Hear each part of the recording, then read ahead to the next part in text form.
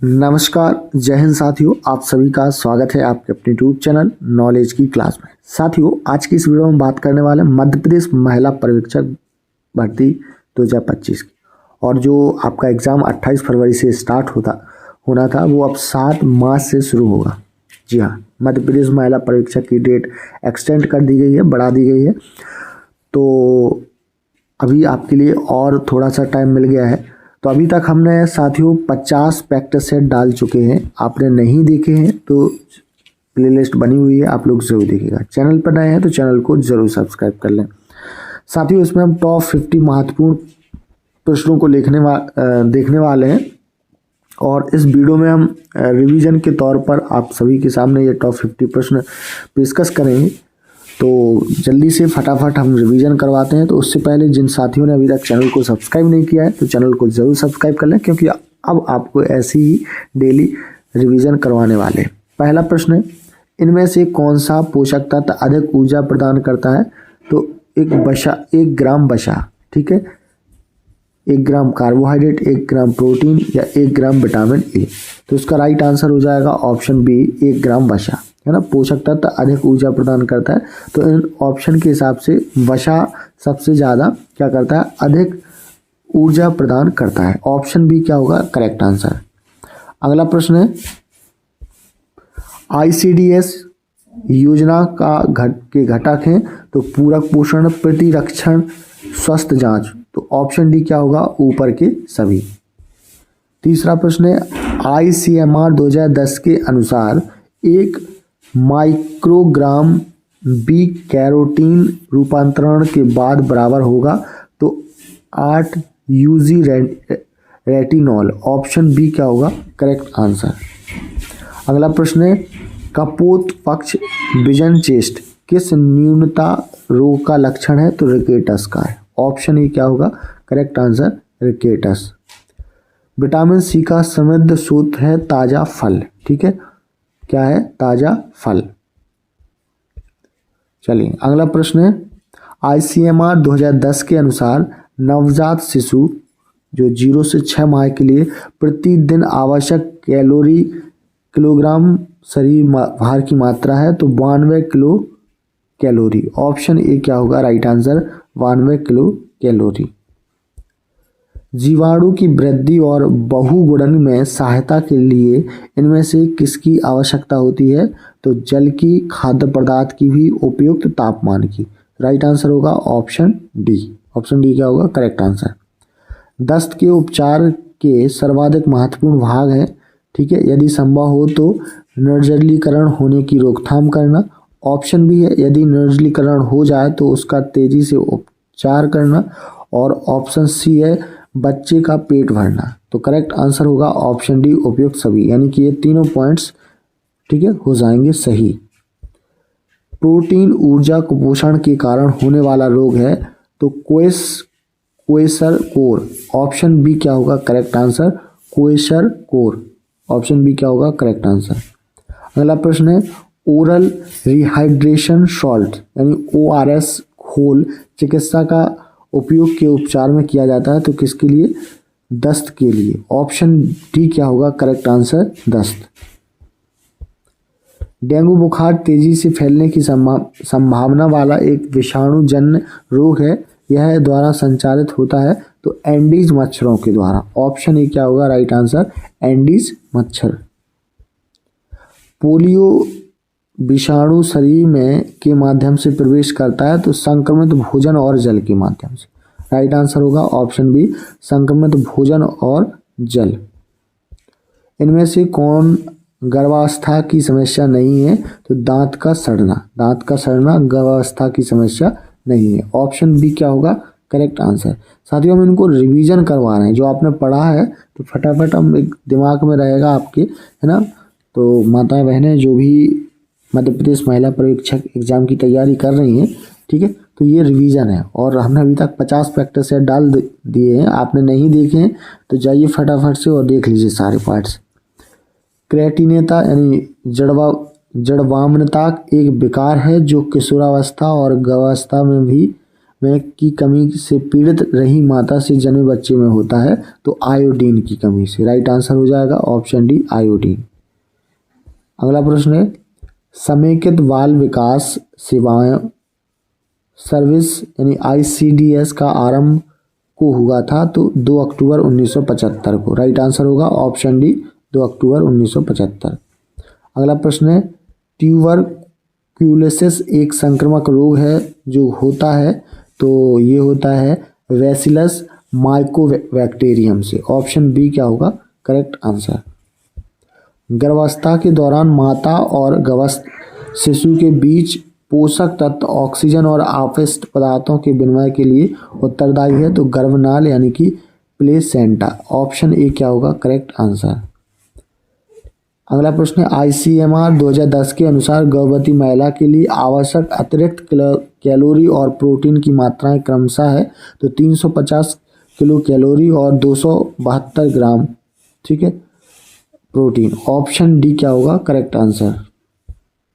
हड्डियों में पाए जाने वाले मुख्य खनिज हैं कैल्शियम, फास्फोरेट और मैग्नीशियम। ऑप्शन डी क्या होगा करेक्ट आंसर कैल्शियम, फास्फोरेट और मैग्नीशियम। सामान्य रूप से पोषित बच्चे की छाती दौरान उसके सिर से अधिक तेजी से बढ़ते हैं, तो जीवन के द्वितीय एवं तृतीय वर्ष में। ऑप्शन बी क्या होगा राइट आंसर। गर्भावस्था में माता में आयोडीन की कमी का कारण बन सकती है, तो ये बन सकती है क्या क्रिएटिनता यानी कि जड़ बामनता और मनोगम्यता यानी कि साइकोमोटर। ऑप्शन डी क्या होगा बिल्कुल करेक्ट आंसर। अगला प्रश्न है एलाइजा परीक्षण का उपयोग का पता लगाने के लिए किया जाता है, तो एड्स का पता लगाने के लिए, है ना। एलाइजा जो परीक्षण किया जाता है का उपयोग किसका पता लगाते हैं, तो एड्स का पता लगाते हैं। ऑप्शन सी क्या होगा राइट आंसर। अगला प्रश्न है वह विकार जिसमें व्यक्ति बार बार या लंबे समय तक अपोषक तत्व जैसे प्लास्टर, चारकोल, मिट्टी, राख आदि को खाता है कहलाता है पाइका। ऑप्शन ए क्या होगा राइट आंसर पाइका। अगला प्रश्न है इनमें से कौन सा एक मोनोसैकराइड नहीं है, तो लैक्टोज। ऑप्शन ए क्या होगा correct answer lactose. Next question है ICDS के 101 से 5 वर्ष आयु वर्ग के बच्चों को हर पर विटामिन ए की घोल 2 लाख ILU मुख द्वारा दी जाती है, तो 6 माह में। ऑप्शन सी क्या होगा करेक्ट आंसर 6 माह। बेरी किस विटामिन से संबंधित न्यूनता का विकार है, तो थायमिन। ऑप्शन ए क्या होगा राइट आंसर थायमिन। भारत में गर्भावस्था के दौरान सुझावित भार वृद्धि कितना है, 11 से 13 किलोग्राम। ऑप्शन सी क्या होगा राइट आंसर 11 से 13 किलोग्राम।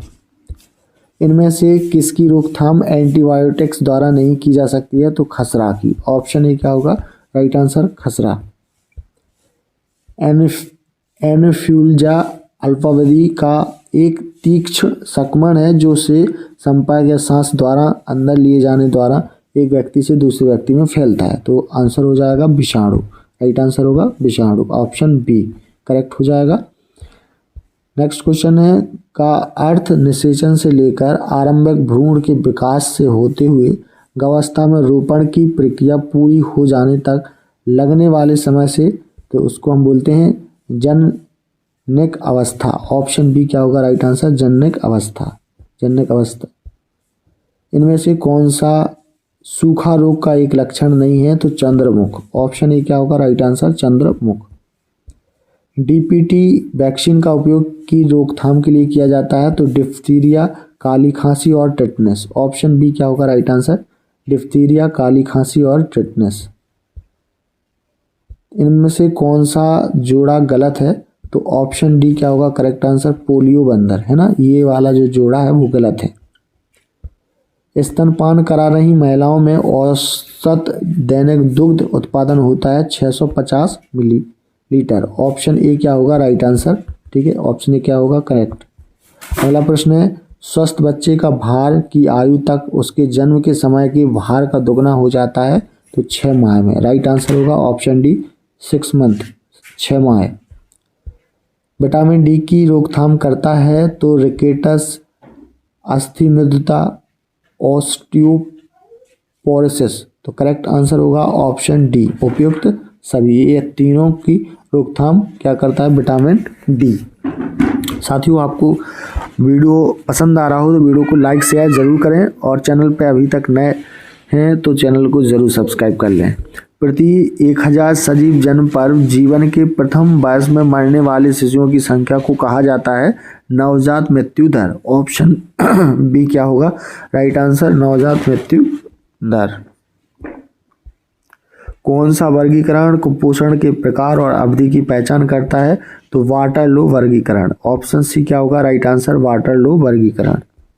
नेक्स्ट क्वेश्चन है, गर्भावस्था के दौरान आवश्यक अतिरिक्त प्रोटीन के लिए आवश्यक होता है तो गर्भावस्था शिशु की तीव्र वृद्धि, गर्भाशय के आकार में वृद्धि और उल्ब तरल के निर्माण। तो राइट आंसर होगा ऑप्शन डी, यानी कि ये तीनों पॉइंट्स क्या होगा करेक्ट हो जाएंगे। ऑप्शन डी क्या होगा करेक्ट आंसर। ICDS की योजना के लाभार्थी हैं तो ये तीनों। तो राइट आंसर होगा ऑप्शन डी, यानी कि 0 से 6 वर्ष की आयु के बच्चे, गर्भवती महिलाएं, स्तनपान करा रही महिलाएं। तो ऑप्शन डी क्या होगा करेक्ट आंसर।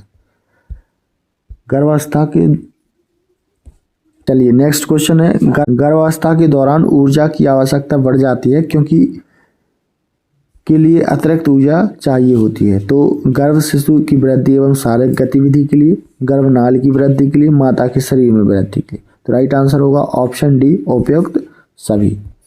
नेक्स्ट क्वेश्चन है, हैजा और दस्त द्वारा होते हैं तो जीवाणु संक्रमण के द्वारा। ऑप्शन बी क्या होगा करेक्ट आंसर। शाकाहारी माता में की कमी की होने की संभावना अधिक होती है तो विटामिन B12 की। ऑप्शन सी क्या होगा right answer? Vitamin B12।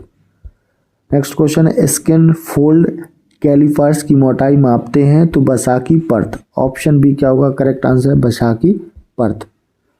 Next question है, टेटनस का अभिलक्षण है तो ये तीनों पॉइंट्स आपको हैं तो राइट आंसर हो जाएगा ऑप्शन डी उपयुक्त सभी।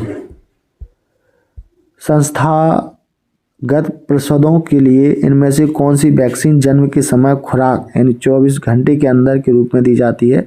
तो हेपेटाइटिस बी। ऑप्शन बी क्या होगा राइट आंसर? Hepatitis B. शुरुआती 2 या 3 दिनों के दौरान दुग्ध ग्रंथियों से पतला एवं पीला तरल आता है जो सामान्य दूध से भिन्न होता है, उसे कहते हैं तो पीयूष यानी कि कोलोस्ट्रम। राइट आंसर होगा ऑप्शन सी। ऑप्शन सी क्या होगा करेक्ट आंसर। 25 फरवरी 2012 को विश्व स्वास्थ्य संगठन यानी WHO की वैश्विक सूची से निकाल दिया गया था तो पोलियो महामारी वाले देश। ठीक है, ऑप्शन बी क्या होगा करेक्ट आंसर? पोलियो महामारी वाले देश। अगला प्रश्न है, हरी पत्तेदार सब्जियां और ताजे फल का अच्छा सूत्र नहीं है तो विटामिन। ऑप्शन ए क्या होगा right answer? Vitamin. Last question है और महत्वपूर्ण भी है परीक्षा की दृष्टि से, कौन सा कार्यक्रम राष्ट्रीय ग्रामीण स्वास्थ्य अभियान के दायरे में आता है? तो आयोडीन न्यूनतम विकास नियंत्रण कार्यक्रम। ऑप्शन ए क्या होगा राइट आंसर? आयोडीन न्यूनता विकास नियंत्रण कार्यक्रम। तो ऑप्शन ए क्या होगा करेक्ट आंसर। तो साथियों, यहाँ पर हमने टॉप 50 महत्वपूर्ण मध्य प्रदेश महिला पर्यवेक्षक एग्जाम 2025 के लिए प्रश्नों का रिवीजन किया और अब हम ऐसे ही 7 मार्च तक आपका रिवीजन करवाने वाले हैं। तो हमारे साथ जुड़ने के लिए चैनल को जरूर सब्सक्राइब करें। मिलते हैं नेक्स्ट पार्ट में, तब तक के लिए नमस्कार, जय हिंद।